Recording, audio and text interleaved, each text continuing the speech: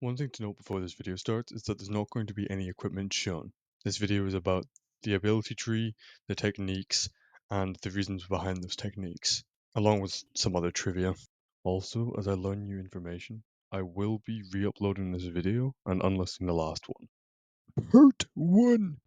This is the build that I'd recommend for pure Acrobat. So, as you can see here, you go down the skill tree, you click the sticky bomb for extra damage, you go down the regular route, you skip dagger of proficiency, you grab the blazing powder for extra damage again, and once you get down to the bottom, you'll notice that you have 2 extra skill points, or ability points. You can spend that on sandbagging, shurikens, or even, pirouette, if you really want. It doesn't really matter. Next is the acro trick or trickerbat setup. So at the beginning here, it's fairly obviously just the exact same. Except over here you grab a vanish, and most importantly, you grab mirror image there for the damage resist. Then you just basically go down the exact same route, and at the very end you get left with nothing. Great. Something you can do with Acro Trick is you can take off parry and put it for Dancing Blade instead, and then take off cheaper spin attack and switch it out for Wall of Smoke. This allows you to do more damage. Also, do not pick dagger proficiency, do not pick stronger multi-hit. They're bad. Stronger multi-hit, dagger proficiency is bad skill point. Stronger multi-hit is bad. It's a cardinal sin. Parto dos. Acrobat's main, shtick is being able to fly. There are many different ways that you can fly with Acrobat. They mainly involve the riding reflex, the lacerate, and the hop, with wall jump, of course, because the minus cooldown. Anyway, so yes, all of these are very important to Acrobat, and well, there are so many ways that you can put them together to make so many different ways of flight. Here's a few. The most basic kind of flight is combining hop with lacerate, which allows you to, fly, of course. You can also put a dash input in between there, which allows you to get more distance and height. The next kind of flying is what I call early hop flying.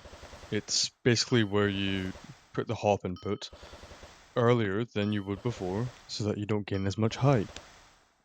The next kind of flying involves riding reflex, where you just simply use riding reflex, and if you time your lacerate correctly, you can fly indefinitely. The next kind of flying is pirouette flying, where, you just use pirouette essentially. And as long as you time it correctly, you can just avoid hitting the ground. There's nothing too complicated about it, and yeah, that's it. The next kind of flying involves the Acro Mythic Tier 2 for the aspect, where basically you release shift or release riding reflex at the right time, and you can still stay afloat even with the slower fall speed.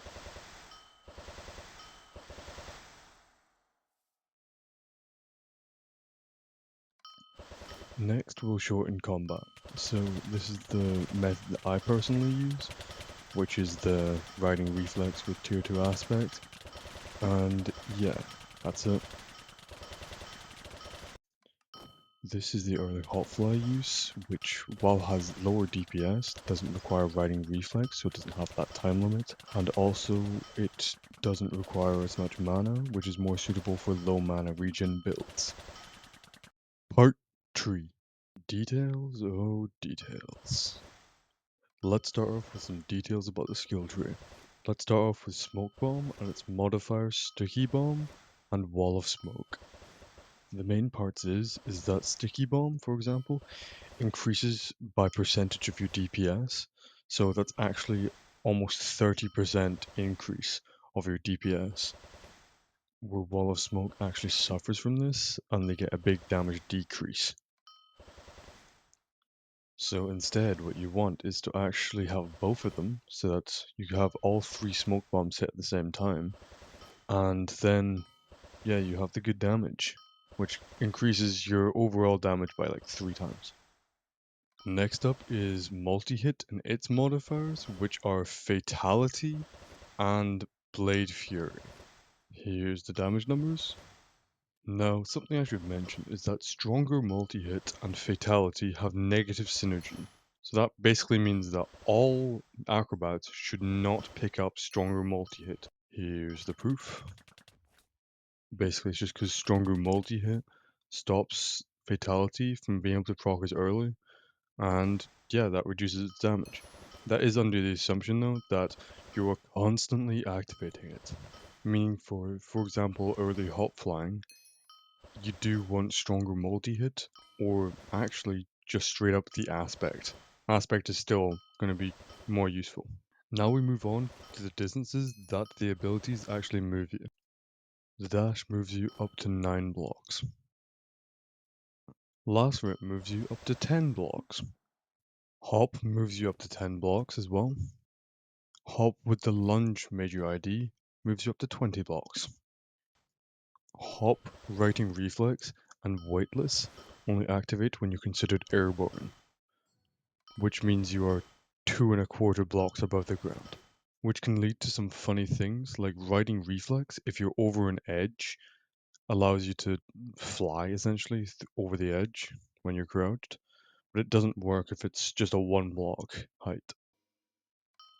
Now, that's all the information I know, at least for now, but I would love for you to comment if you find any new information, because I always like learning and I will be updating or making new videos as new and good information comes out. One thing to note is that my island, the workshop, anyone can visit anytime they want. So you can see that there's all the NPCs, all the craftings, then you've got all the like training dummies that you need.